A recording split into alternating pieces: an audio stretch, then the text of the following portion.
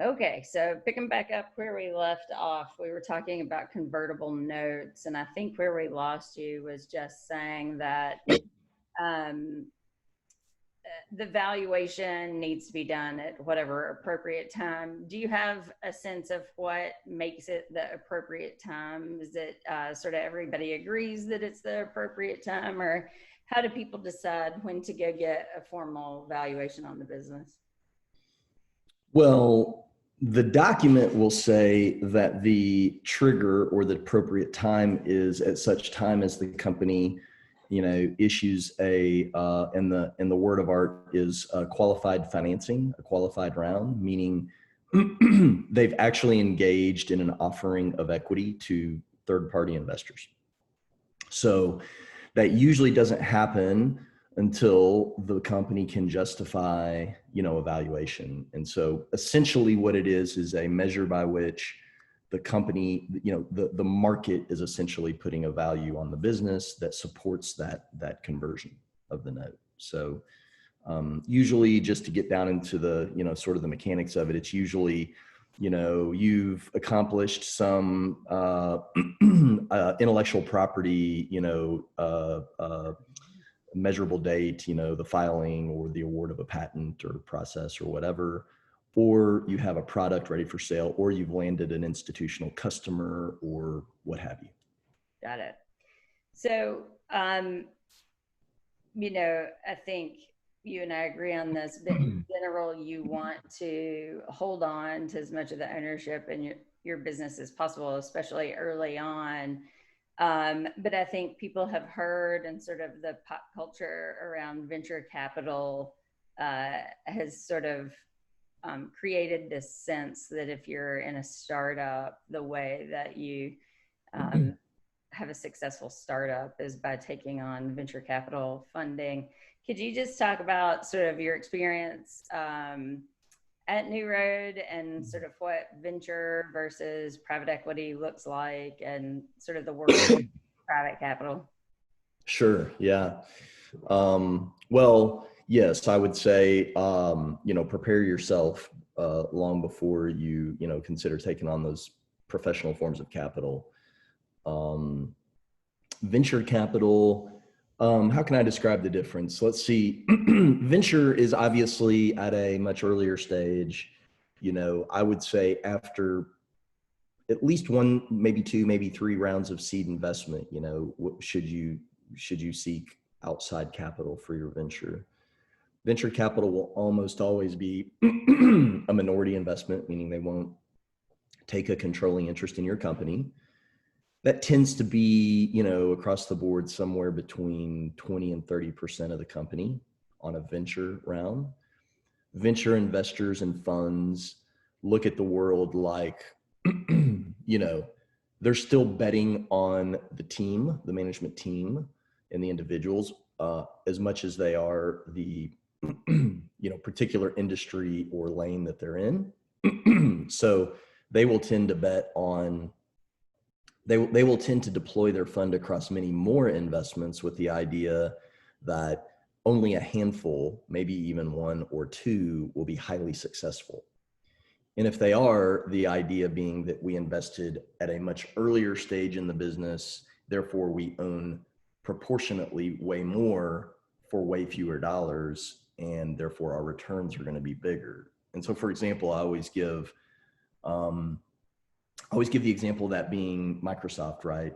You could have invested in a Sequoia fund early when Microsoft was valued at 300 million before it went public. And today it's at approximately, I haven't checked in a while, but $300 billion market cap. Well, obviously your returns are exponential. And if you could have had access to that market to invest in, Microsoft is one, but Facebook is a more recent example, or Uber or whomever.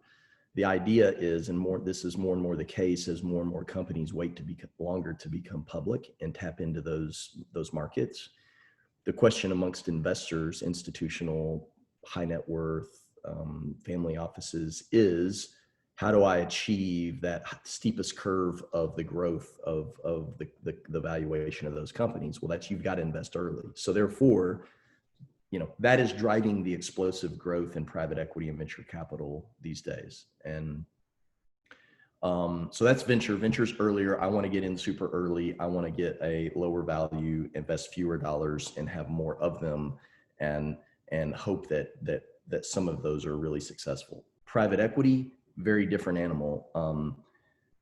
If you take away something from this, it should be, don't confuse those terms. You won't sound like you know what you're talking about. And that's why I was careful in the beginning to say my role at New Road was private capital as opposed to venture or private equity. Two very different things. Private equity is more of a buyout by more mature, sophisticated investors who are buying your business and investing for value, not growth. They're primarily, but they're using combinations of debt and equity. You've heard leveraged buyout, that term. They're using complex financing mechanisms to acquire companies lock, stock, and barrel, and then cash flowing them to pay their investors back, or selling them, paying off the debt and taking the cash. Private equity is honestly what gives the industry the bad name. There are certainly corporate raiders and finance professionals who use those tools to extract money out of companies and frankly, damage their financing structure and hobble their ability to continue, as a going concern. And that certainly has happened. So anyway, that's a high level description of the difference between the two and how those are used. Most of your students, I would think, coming out of this class are going to be, at some point, if they do go down the road of seeking financing for their business, will seek money from venture capital professional investors. Sure. Yeah, let's hope so. As somebody had a private equity experience, that sounds like a good idea. Right. So in advising clients who are starting businesses, in class on Monday, I sort of made the comment that, once the entity's formed, the first things that you need are a bookkeeper and or accountant and a good lawyer and a bank account. But could you just sort of say how the choices you make in terms of kind of charts of accounts and how your bookkeeping is set up, and the sort of structural impact of having an attorney involved, how can that affect the business over its lifespan and life cycle? Yeah. Wow. I haven't thought about a chart of accounts in a long time, or T accounts or anything like that. But for all of you accounting students out there, yes, very important choices. And that's the blocking and tackling of all of this. And just know the decisions you make in regard to your, first and foremost, your choice in accounting professionals and lawyers and things like that, there's a downstream effect to all of that. And so you're right, Kara. It's a very important decision to, number one, to do it, and number two, to get competent folks to do that for you. On the accounting side, super important to keep a good set of books. This is not a accounting class, so I won't go into that, but a good set of books, and to be able to extract financials out of your business for the reasons we were just talking about. The investors, again, in a nutshell, they want to see the financial position of the business. They want to see where you're at today, and if I invest this money into your business, how will you drive a return back to me? They want to see how it's going to grow the business and affect it. And if I put this money in, where are you in 3, 4, 5 years? And if you can accomplish those things in this financial model, if you can accomplish the things that get you to here in 5 years, then in theory, I should have a return of X, on my investment. That's how they look at it. Well, that all starts with a good set of books, and it all starts with an accountant, and it all starts with keeping a very sharp eye on your finances. So that's absolutely critical. And yes, a checking account for a whole lot of reasons. Keeping those funds separate from your personal funds, don't commingle. That, by the way, just as a quick little rabbit hole, is a legal issue.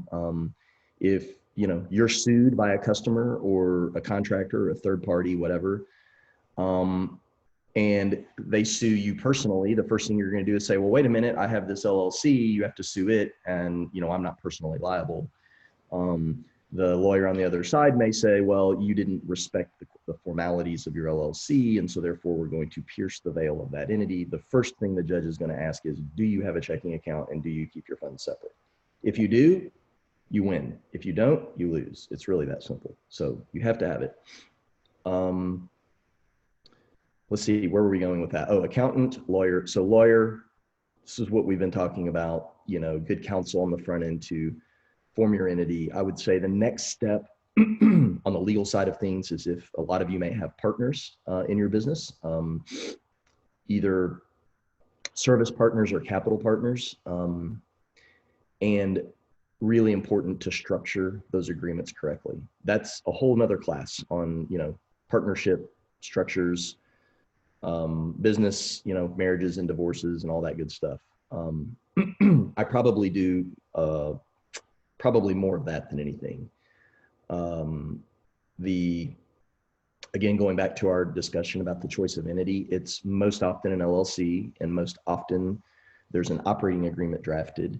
And in that operating agreement, you draft in the salient business terms, and those include management, who's going to make decisions about the business. They include capital and distributions, who's going to put the money in, how is the money going to get distributed when it goes out, and things like, I call it buy, sell, or transfer restriction. What if I give these shares to my partner, can he do with them? And what if he decides to check out of the business, can I do to get his shares back? I mean, in very simple form, that's what, those are the main terms an operating agreement should address. So on that note,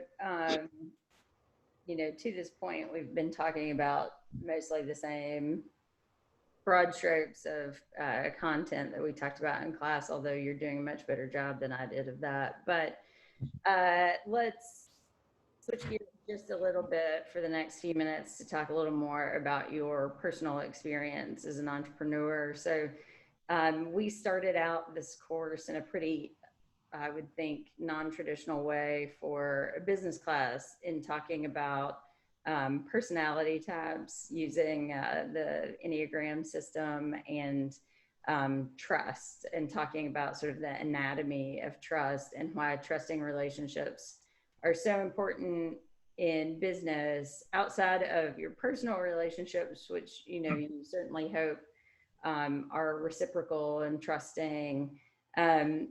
You've had lots of partners at this point. Can you sort of talk about what you sort of know now about yourself in terms of interacting with partners? Because my sort of pitch to the students has been, really, you can only even sort of control yourself. You definitely can't control anybody else. So the best you can do for yourself is sort of know your own stuff. But then, kind of what makes a good partner and how to set up functional relationships in the business world. And I realize we could go on forever, but just the sort of high level of how you feel about those things. Wow. Yeah. Super fun. I'm so glad you're using that, that scale to talk through this, because that's a really, frankly, the most important thing, the fundamental building block to a partnership, to a business. Know thyself and know thy partners, right? And I do see most often, it is about mismatched sort of, for lack of a better term, personality types, but it is sort of mismatched people. Like, they simply can't function together for a whole host of reasons that have nothing to do with their competency or their hope or their outlook for the business or their inputs. They just frankly have to do with the personal characteristics of not being able to communicate or function together. And often that comes from the inability to understand who your partner is and have an open mind and be willing to communicate in a way that each other can understand, because it is critically important. And you mentioned the word trust. You have to enter into any relationship, be that with a business partner, some third party customer, supplier, whatever, with a fundamental level of trust. You can hire professionals like myself to protect and draft and do all the things from a legal perspective to protect you and, think through all the downside consequences. But at the end of the day, no one can draft around everything. And the more I can tell you from experience, the more you try to address every single possible outcome, the more the more tangled the web that you weave is, right? And it just gets complex. So there has to be a fundamental level of trust. That is true, and that will help you.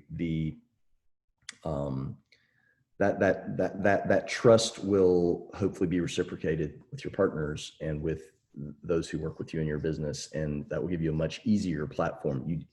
You could spend way too much money and way too much time drafting legal agreements. You could come to me and I will, walk you through that and tell you that, I try to draft documents and put structures together that are, I always say, I don't know if this is the right word, constitutional in nature, right? They're granting as more so than they are restricting. In other words, I want to draft an operating agreement, for example. It needs to have a framework in which we operate and make decisions. I'm not trying to draft for every possible outcome or consequence. That's frankly impossible. But trust is inherently woven through that agreement. And if you can't trust, I would tell you, number one, you should probably not, have that partnership.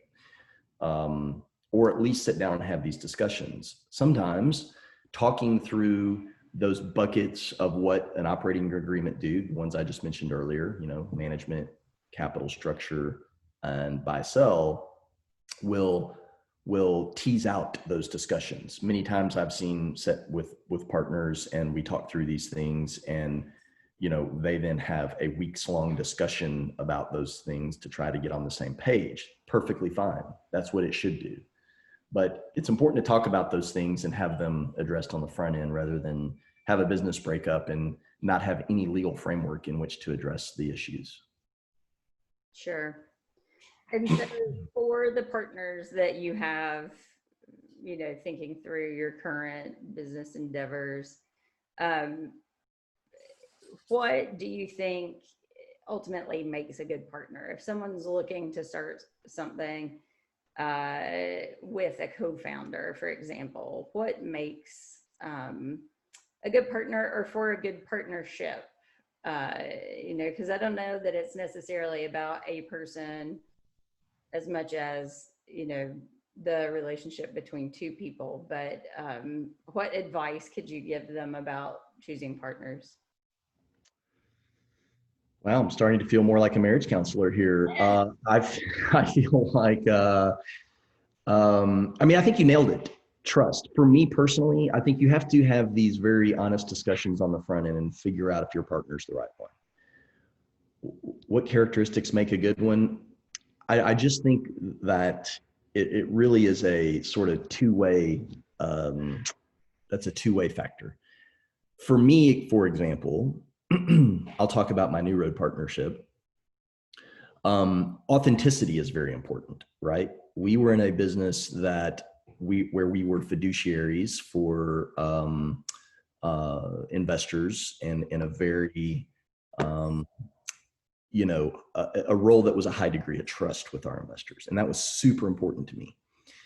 And I just felt like there were certain aspects of my partnership, not necessarily partners, that weren't authentic and transparent in a way that felt important to me.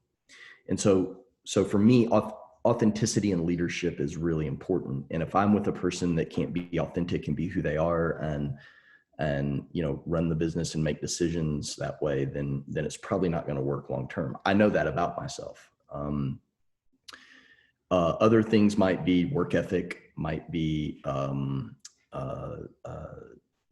trust, might be transparency. You just have to decide, I think, between the partners, what's the most important and talk about those things on the front end. But what makes a good partner, again, you nailed it on the front end. Trust. When I don't see my partner working or coming to work every day, or, I wonder, what are they doing? Are they doing this? Are they doing that? Well, the last thing I'm going to do is pick up the phone every day and call my partner and run down the checklist. Are you doing these things? That's my partner. I trust that they have my business in their best interest and they're working just as hard as I am to get things done. Right. So, if I were doing that, I would tell you my partnership wouldn't work out, and vice versa, by the way. I don't want my partner calling me and checking in on me. Am I doing those things? I'm a grown up. I've done this a long time. So trust me on this. So trust is a big thing. Don't mistake or confuse trust with accountability. Certainly there's accountability. Those things will reveal themselves if the business isn't being taken care of, and you can address those things then.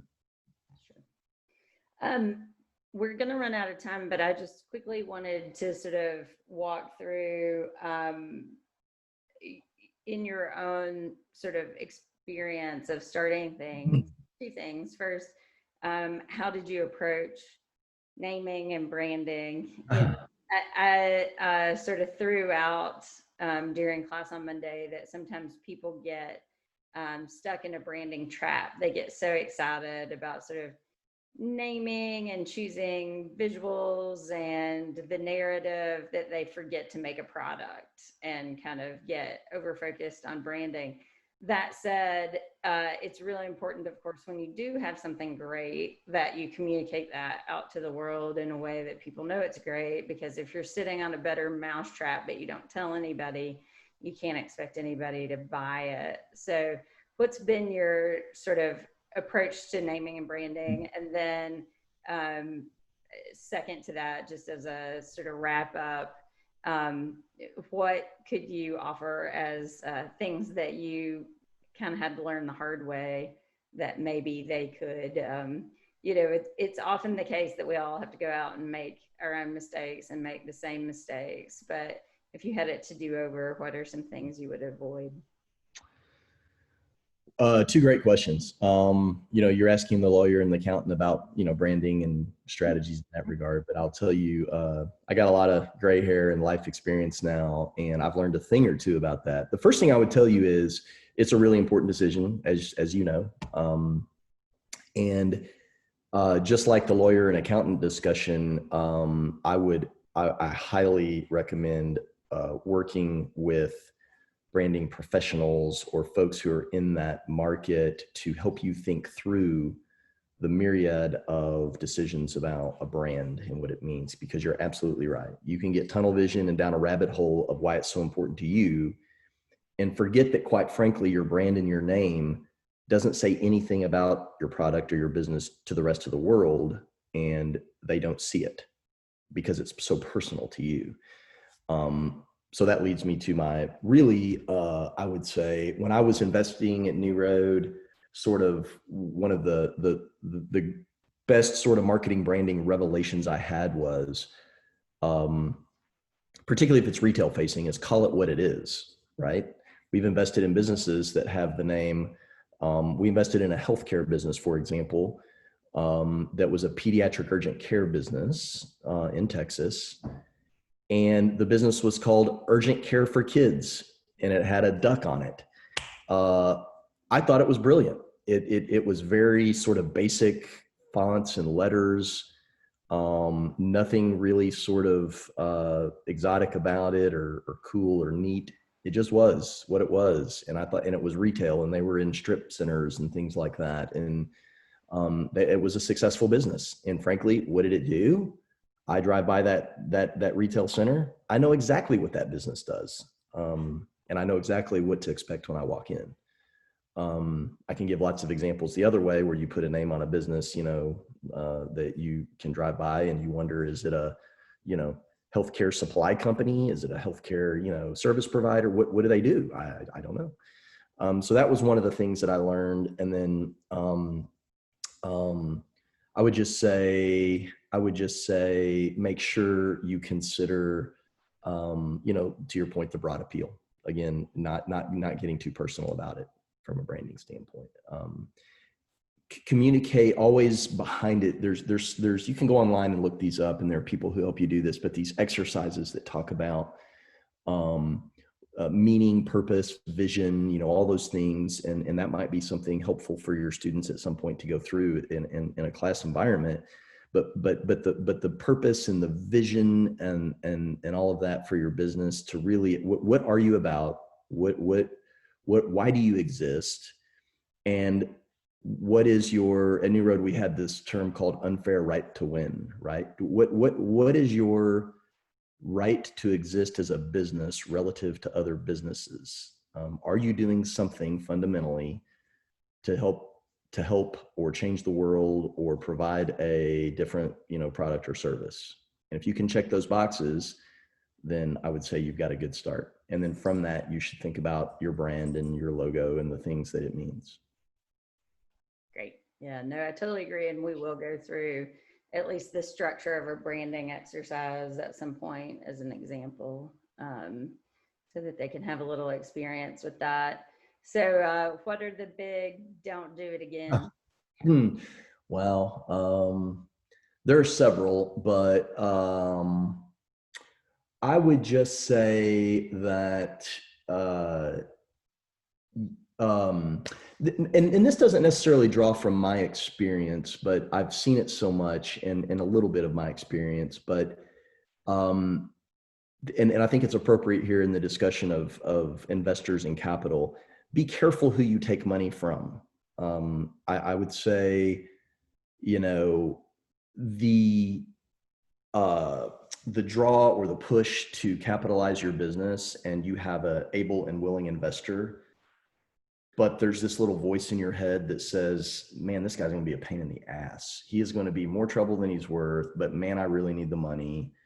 And I'm willing to give him all these terms and carve outs, him or her, all these carve outs. And I would just say, listen to that voice. I mean, I have seen the pain and ruin of many a deal in a company by just, poorly matched investors and founders. And so if I could offer one piece of advice, I would just say, just be careful on the money side. I think that's a good one. Certainly my personal experience with that would lend itself to that.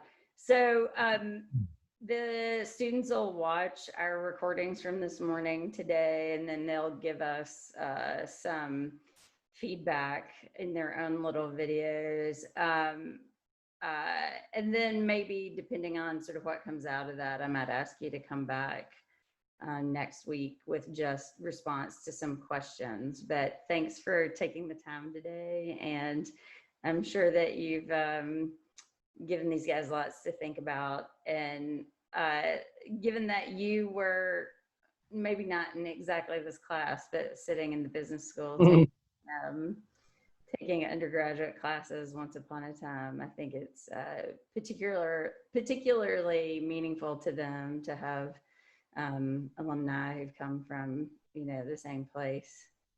Well, thanks. I'm super thrilled to have the opportunity, and it makes my heart happy to help some budding entrepreneurs with their business. And if there's anything I or our firm could ever do, happy to help. Happy to just talk on the phone and answer questions as well. So thank you. I hope to see you back. Yeah.